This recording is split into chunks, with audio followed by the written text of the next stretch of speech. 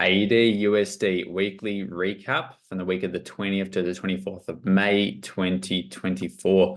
Welcome to another video with Freedom Forex Trading. This is our first time doing a video as a recap on this pair, so looking forward to introducing it to our weekly recaps and all the videos that we put up on the channel here. So getting straight into it, basically with AU, we have started to implement this pair in our trading a lot more just because it does move very cleanly, has good manipulation, and provides some very simple and straightforward entries. So what we had for AU coming into the week is we were at the top of a bullish leg, mitigating a supply point, which had a lot of significance. So we were looking to take a sell from that supply point, targeting some of our bearish points like these inducement points and these IFCs that we have down here as some of our extreme areas. So coming into Monday, this trade was actually tagged in on Frankfurt Open. Very early trade, but market setup, market provided the opportunities with some really nice inducements and market structure shifts up here that were able to provide us with that entry. So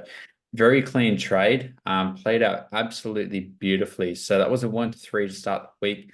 Our first trade of the week is always 1 to 3 to bank 3R straight off the bat. Builds that nice little bit of a buffer to be able to play with for the rest of the week. So great start to it. So there was no trade then for London. That was a trade for essentially the London session. And then by the time that New York rolled around sitting in here, there wasn't really anything for us to be able to do. We're in a bearish market, so we don't want to be buying in these sorts of areas. We wanted to be actually getting these areas induced, buying back up and then selling back down, following with all of this selling pressure. So by the time the price did step down and induce this low, that was during our Asia session. So we weren't actually on looking at the markets. We don't want to trade Asia. Horrible session to try and trade. What we then had from there was during our London session, which opened here, we're sitting mid-side of the Asia range, mitigating this, but it's not significant enough for us to be looking for a trade from. We want to see either an inducement or a more significant mitigation in some of these areas up here. So London on Tuesday, nothing to be looking at. Same thing with New York, and we did have news there as well, which is a little bit iffy. So we didn't want to be going near that.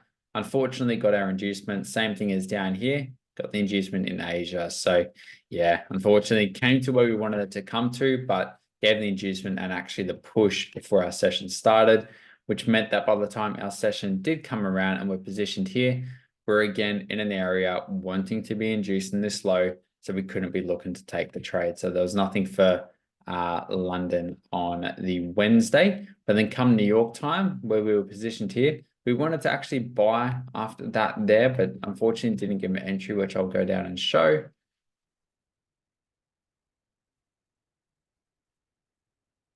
So that was in here. So unfortunately, you can see price came down and then just rocketed straight back up. We didn't actually get a reason to be taking a buy out of here. We needed some further inducements and some further manipulations to be able to take that trade. So then by the time that New York came around again, hadn't come up and mitigated anything significant, especially these areas up here, or given any sorts of inducements. So we didn't have a mitigation, didn't have an inducement, so we don't want to be taking that trade. Nothing for us there on Wednesday. Leading into the Thursday, now again, same thing, really late is when we got our major inducement. So after that, price started to retrace again, not in the time that we could have been trading, which was unfortunate for AU. Normally moves really well around London and at the end of Asia, being a pair that the Sydney market trades as well. It doesn't normally have those good timings. So it was a little bit out of flow, I want to say, this week for AU, but it didn't, provide us enough opportunities to be able to take too many trades. But starting off the week with a 1 to 3, which has actually still ran and is still running to this point at a 1 to 26 at its max area, you could still be in that trade holding full at a 1 to 26, as it hasn't actually given you a reason to, I guess you could say, exit the trade structurally if you are swing trading. So that's a swing trade that you'd hold for quite a long period of time. So you could still be sitting in that if you were a swing trader, but I'm not. I'm a day trader. So I got in and out of that when I needed to, as per my rules.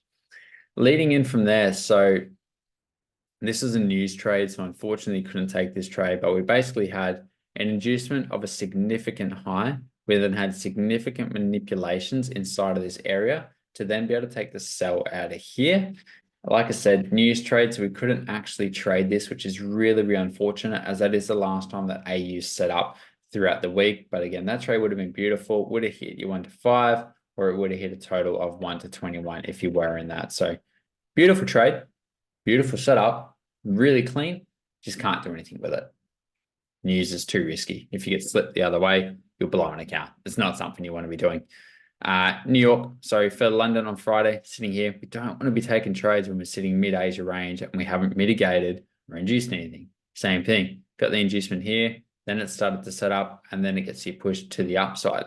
But unfortunately, out of session, out of timing. If you're in the US or Canada or even Europe, this is a little bit more probable for you to trade this, as this gets to this area a little bit after London close. So it's definitely something you could trade if you're on those time zones, or if you're over in like Western Australia or running on that like Asia time zone, a little bit better for you.